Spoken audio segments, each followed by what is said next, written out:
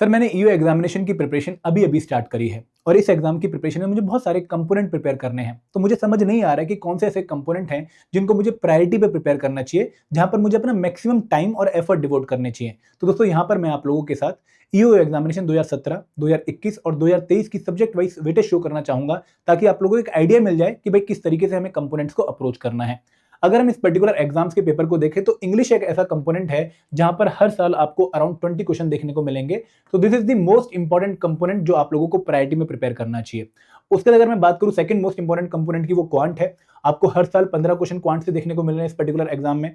IR and labour law एक ऐसा component है जिसकी वेटेज 2017 में कम थी, बट धीरे धीरे इसकी वेटेज एग्जाम में काफी इंपॉर्टेंट हो चुकी है। तो आप लोगों को around 15 question IR and labour law से देखने को मिलते हैं। कल्चर एंड हिस्ट्री, यहाँ पे मॉडर्न हिस्ट्री आती है और कल्चर नहीं आता बेसिकली यहाँ पे, तो वहां से आपको एग्जामिनेशन में 10 क्वेश्चन देखने को मिलेंगे और over the period of time इसकी वेटेज डिक्रीज हुई है। अगर हम कंप्यूटर अवेयरनेस की बात करें और जनरल साइंस की बात करें, यहाँ पर आपको लगभग 10 क्वेश्चन के आसपास देखने को मिलते हैं और आपकी प्रायोरिटी लिस्ट में कंपोनेंट बहुत ऊपर होने चाहिए, क्योंकि ये लो हैंगिंग फ्रूट है। इसके बाद अकाउंटेंसी एक इंपॉर्टेंट कंपोनेंट है, करंट इवेंट भी एक इंपॉर्टेंट कंपोनेंट है। अकाउंटेंसी दोस्तों हर बार आपको 10 प्लस क्वेश्चन देखने को मिलेंगे एग्जाम में। करंट इवेंट से क्वेश्चन का नंबर कम हुआ है, बट अगेन इंपॉर्टेंट ही है।